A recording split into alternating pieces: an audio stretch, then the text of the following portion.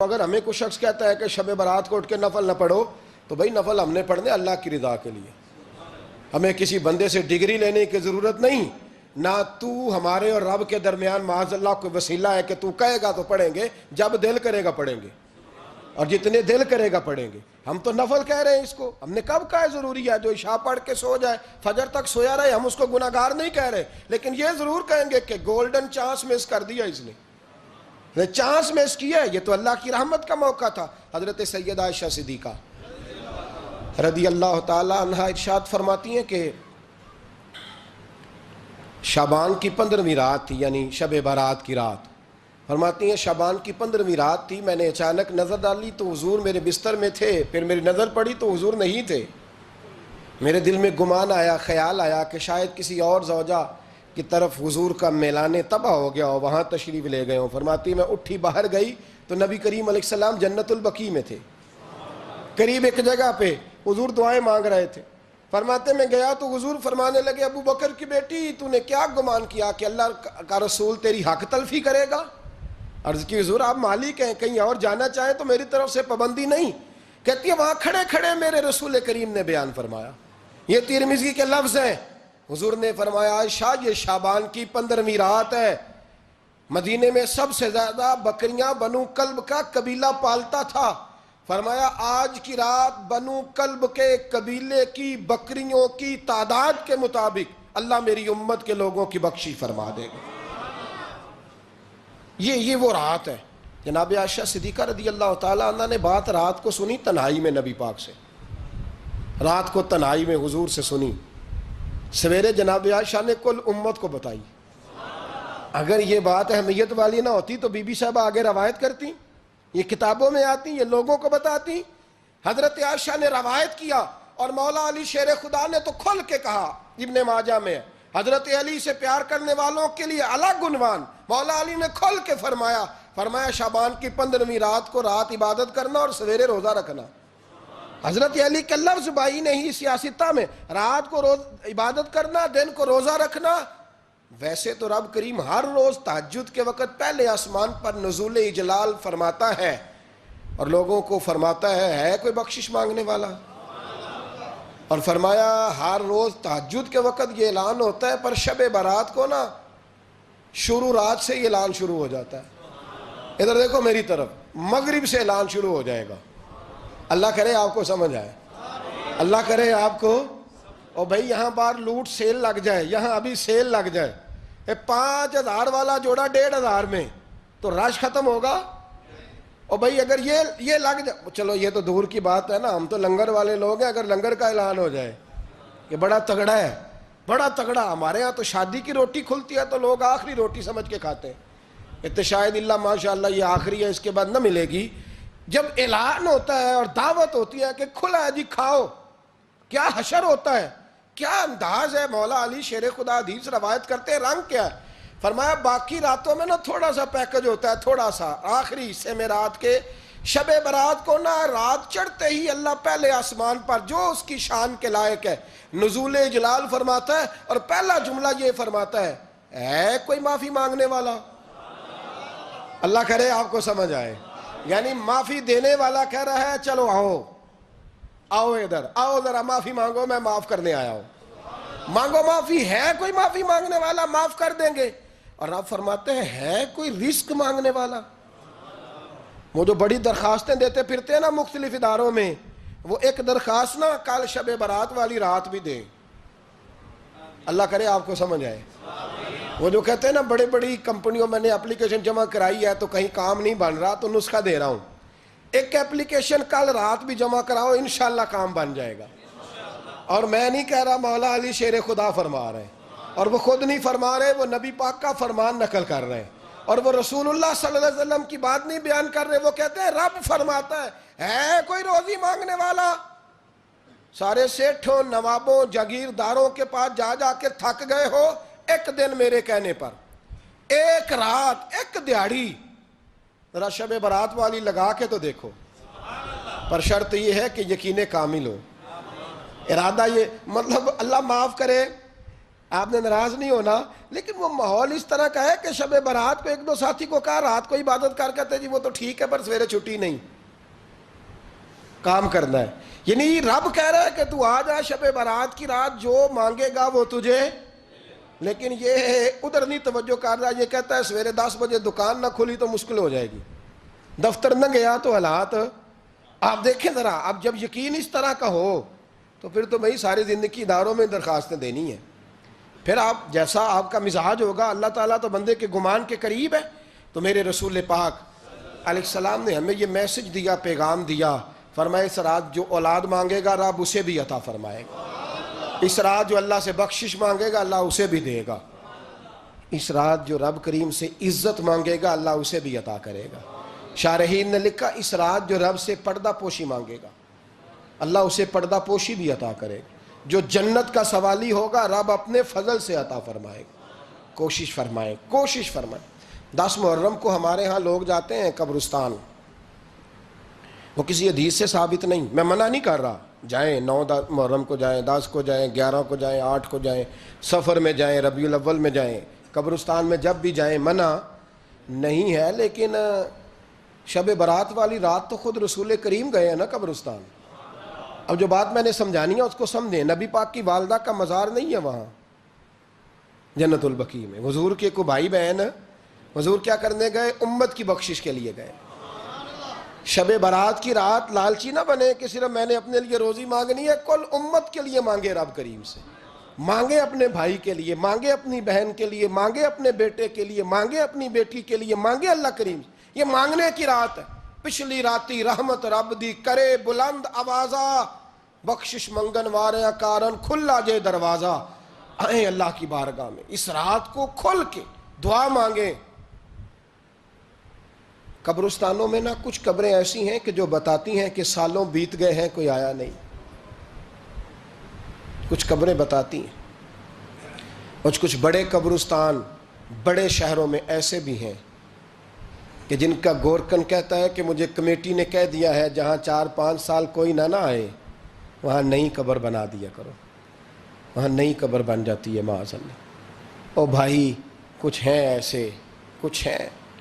یہ جائیں نا اکبر بادشاہ یہاں لیٹا ہے لاہور میں تو شعر لکھا ہوا ہے، بر مزارے ماں غریباں نے گلے پروانہ سوزز نے صدائے بلبلے. فارسی کا مقولہ لکھا ہے اس کی قبر پہ، کہتا ہے میں وہ غریب ہوں، اعلیٰ بادشاہ ہے مقبرے میں لیٹا ہے، کہتا ہے میں وہ غریب ہوں کہ نہ یہاں کوئی پروانہ آتا ہے نہ بلبل آ کے گیت گاتی، کوئی آتا ہی نہیں، کوئی فاتحہ نہیں پڑھتا، کوئی فاتحہ نہیں پڑھتا. او بھائی کئی قبریں ایسی ہیں جن پہ سالوں بیت گئے کوئی لوٹا نہیں.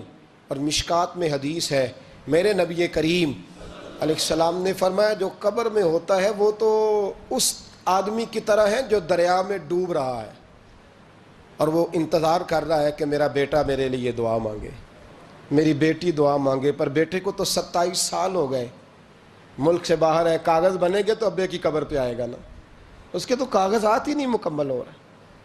وہ بیٹے کو تو مشکل ہے بڑی، وہ تو کاغذات نہیں بن رہے، وہ تو دولت کا مطالبہ پورا ہوگا تو جبھی وہ کام ہوگا نا. انتظار ہو رہا ہے قبروں میں میرا بیٹا دعا کرے، میرا بھائی دعا کرے. اور اگر بچہ دفن ہے تو وہ کہتا ہے میری ماں دعا کرے، میرا باپ دعا کرے. کوشش کریں شب برات بعد از مغرب یہ رواج پیدا کریں. یہ رسول اللہ کا طریقہ ہے صلی اللہ علیہ وسلم. قبرستان میں جائیں اور جا کر کے وہاں اللہ تبارک و تعالیٰ سے دعا مانگیں کہ یا اللہ جو اس قبرستان میں لیٹے ہیں وہ بھی، اور جو آج تک کلمہ پڑھنے والے دنیا سے گئے وہ بھی، اور جو قیامت تک جائیں گے وہ بھی. اے اللہ تو سب کی بخشش فرما دے. اللہ کی رحمت کو محدود نہ کریں کہ صرف مجھے بخش دے، اسے کہیں یا اللہ کل کی بخشش فرما. ساری امت کے لیے دعا کریں. شب برات کی رات نفل پڑھیں. ہمارے ہاں محفل ہوتی ہے ہر سال الحمدللہ، بڑے شوق سے بڑا خوبصورت ہم اہتمام کرتے ہیں. لیکن میں اکثر دوستوں سے کہا کرتا ہوں کہ جن کو اکیلے میں نفل پڑھنے میں مزہ آئے وہ اکیلے میں پڑھیں. کتنی کھلی بات کر رہا ہوں، میں پابند نہیں کر رہا کہ آپ یہاں آئیں گے محفل میں آئیں گے ضروری ہے. بھئی آپ کو اکیلے میں مزہ آتا ہے نا. کچھ لوگ تنہائی میں ہو تو دل زیادہ لگتا ہے، وہ تنہائی میں کریں اللہ اللہ کوئی عرض نہیں. لیکن کچھ ایسے ہیں کہ نعت سنتے ہیں تو دل نرم ہوتا ہے، تقریر سنتے ہیں تو دل نرم ہوتا ہے. تو جن کا اس طرح نرم ہوتا ہے وہ مسجد میں آئے, بات سنے. کچھ کو سب کے بیچ بیٹھ کے رونا آتا ہے. حضرت سعدی شیرازی فرمایا کرتے تھے کچھ لوگوں کے آنسو مجھے رلا جاتے ہیں. فرماتے ہیں کچھ کی آنکھیں دیکھ کے رو پڑتا ہوں, لہٰذا میں جب بھی ذکر کرتا ہوں محفلوں میں بیٹھ کے کرتا ہوں. تنہائیوں میں مجھ سے نہیں ہوتا, تو جس سے نہیں ہوتا وہ آئے نا, مسجد میں آئے, رات عبادت کریں. کل مغرب سے پہلے پہلے کام سمیٹ لیں سارے, اور مغرب کے بعد یہ رات شروع ہوگی, مغرب کے بعد ایک چھٹی کر لو اللہ رسول کے لیے. کر لیں گے انشاءاللہ تعالی ایک چھٹی. اور توبہ کی رات ہے یہ, توبہ کرنی ہے. توبہ کس کو کہتے ہیں؟ توبہ کا معنی ہے پچھلے گناہ پر پچھتانا, شرمسار ہونا. کہتے نہیں اے کاش میں نہ کرتا, اور وہ لفظوں میں نہیں, جملوں میں نہیں, توبہ رٹی رٹائی نہیں, شرمسار ہونا اور آئندہ گناہ نہ کرنے کا پکا ارادہ کرنا, اس کا نام توبہ ہے. دیکھیں اللہ تعالیٰ فضل کرے, میں نے پچھلے سال کہا تھا پھر کہتا ہوں, مسجدوں سے نا شب برات کی رات, شب قدر کی رات چیخوں کی آوازیں آتی ہیں, لوگ اتنا روتے ہیں نا. رونا چاہیے, کم روتے ہیں, زیادہ رونا چاہیے. لیکن سوال یہ ہے کہ اتنا زیادہ لوگ شب برات کی رات روتے ہیں, کیا پھر سویرے بددیانتی ختم ہو جاتی ہے؟ جو رات مسجد میں کھل کے رو کے آیا ہے اس کا پروگرام ہے نا کہ اب ملاوٹ کبھی نہیں کرے گا, اب گاہکوں سے جھوٹ کبھی نہیں بولے گا, اب وہ بددیانتی کا معاملہ کبھی نہیں کرے گا. لیکن رات روتا بھی رہے اور سویرے پروگرام یہ ہو کہ میں نے پھر لوگوں کو فریب دینا ہے, داؤ لگانا ہے, تو اس نے توبہ کیا رات کے, یہاں بس یہ ایکٹنگ کر کے لوٹ آیا ہے. یعنی بڑی سجا بنا کر کے, سوار کر کے رات توبہ کی. کیا مطلب ہے توبہ کا؟ کہ توبہ آپ نے کی. حضرت حسن بصری سے کسی نے کہا توبہ کیا ہے؟ فرمانے لگے توبہ یہ ہے کہ جس گلی سے رب نے تجھے منع کیا ہے دوبارہ پھر تو اس گلی میں نظر نہ آئے, تو نظر ہی نہ آئے.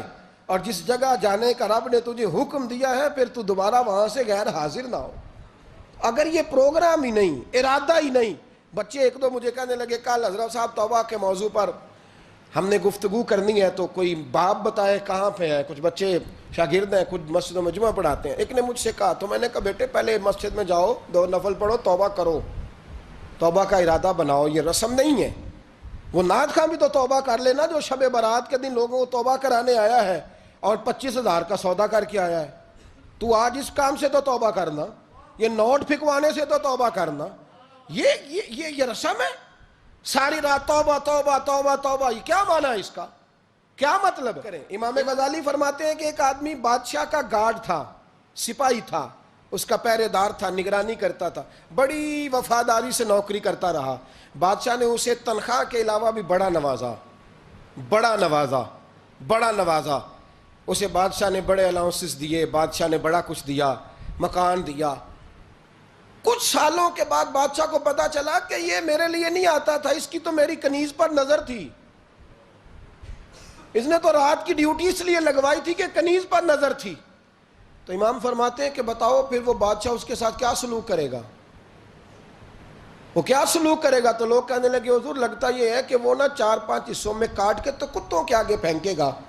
آپ فرمانے لگے میرا رب تو بڑا ہی کریم ہے, وہ تو ایسے نہیں کرتا. لیکن بتلاؤ اگر اسے پتا چلے کہ یہ رسم کے لیے آیا ہے, اس کی تو نظر ہی مال پہ ہے, یہ تو سویرے بدلے گا نہیں, یہ تو دھوکہ دے رہا ہے, یہ تو توبہ کرنے آیا ہی نہیں, اس نے تو ڈھونگ رچایا ہے, اسے تو پہلے سے خبر ہے, تو پھر تم کیا امید رکھتے ہو؟ پھر کیا رویہ رکھتے ہو؟ شب برات کی رات دھاڑے مار مار کے رونا اور صبح اسی طرح دھوکہ دینا, اسی طرح فریب کرنا, اسی طرح جھوٹ بولنا, اسی طرح بددیانتی کرنا, اسی طرح لوگوں کو لوٹنا. تو یہ رسم نہیں ہے توبہ. توبہ تو بدل جانے کا نام ہے, توبہ تو پھر سنور جانے کا نام ہے. توبہ تو اس طرح ہے جس طرح حضرت ابراہیم ابن ادھم نے کی تھی. وقت کے بادشاہ تھے, بادشاہ جب توبہ کی تو پھر ہر چیز چھوڑ دی, پھر مال لوگوں میں بانٹ دیا اور پھر ٹاٹ کا لباس پہن کر زندگی گزاری. لوگوں نے کہا حضور یہ تبدیلی ہے. فرمایا تبدیلی نہیں, یہ میری توبہ ہے, یہ میری توبہ ہے. جب توبہ کی تو پھر بدل کے کی, جب توبہ کی تو پھر تبدیل کیا آپ نے. یہ کیا توبہ ہوئی؟ ساری رات روتے رہے, سویرے دکان پہ جا کے پھر قسم اٹھائی کہ مجھے تو پڑتا ہی 11,000 کا ہے. یہ توبہ ہے؟ تو آپ نے اور میں نے توبہ کرنی ہے تو انشاءاللہ تعالیٰ اس طرح کرنی ہے کہ پھر 15ویں شعبان کو بدل جائے.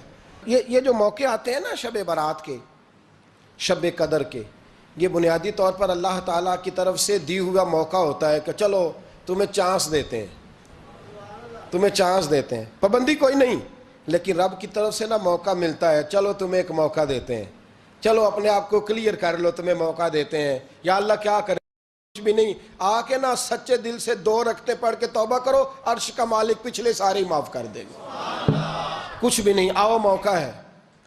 ان لوگوں کی باتوں پہ نہ جائیں جو بلا وجہ پریشان کرتے ہیں، ہمیں بھی روز ہی سوال آتے ہیں، دل نہیں کرتا، کچھ باتیں ایسی ہیں جو کرنے کو طبیعت نہیں چاہتی، میں کروں گا بھی نہیں۔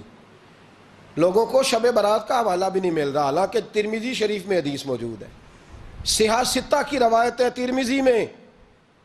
ترمذی میں موجود ہے۔ پہلے کہتے ہیں صحاح ستہ سے دکھاؤ، جب صحاح ستہ سے مل گئی تو آپ اور کدھر جانا ہے؟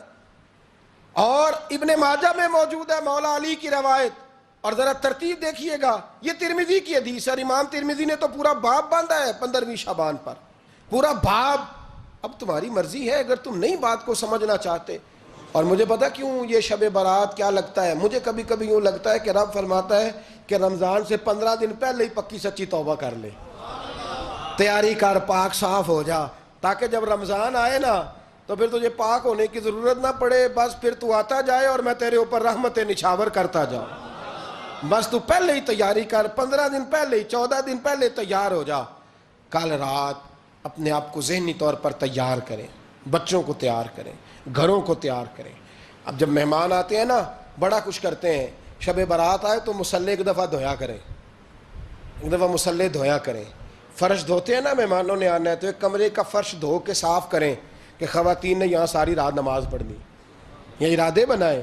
جس طرح آپ کہتے ہیں نا رات کو سفر کرنا ہے تو دوپہر میں تھوڑا آرام نہ کر لوں تو کل دوپہر میں آرام کر لیں، تاکہ رات کو رب رب کرنا آسان ہو جائے، اللہ کی بارگاہ میں بیٹھنا آسان ہو جائے۔ مکمل طور پر ذہنی طور پر اپنے آپ کو تیار کریں۔ یہاں بھی محفل ہوگی انشاءاللہ، عشاء کے متصل بعد شروع ہو جائے گی، 12 بجے تک محفل چلے گی، پھر 12 بجے کے بعد نماز تسبیح پڑھی جائے گی، پھر 1 بجے پھر دوبارہ آپ کو اجازت دی جائے گی، کوئی انفرادی طور پر گھنٹہ سوا اپنی الگ سے کوئی عبادت کرنا چاہے تو وہ تب بھی ممکن ہو، جیسے آپ کو موقع بنے۔ میں کہہ چکا ہوں، لیکن وقت ضائع نہ کرنا، گولڈن چانس ہے، اس کو مس نہ کرنا، یہ شب نجات ہے، اس کے ضرور قریب جانا۔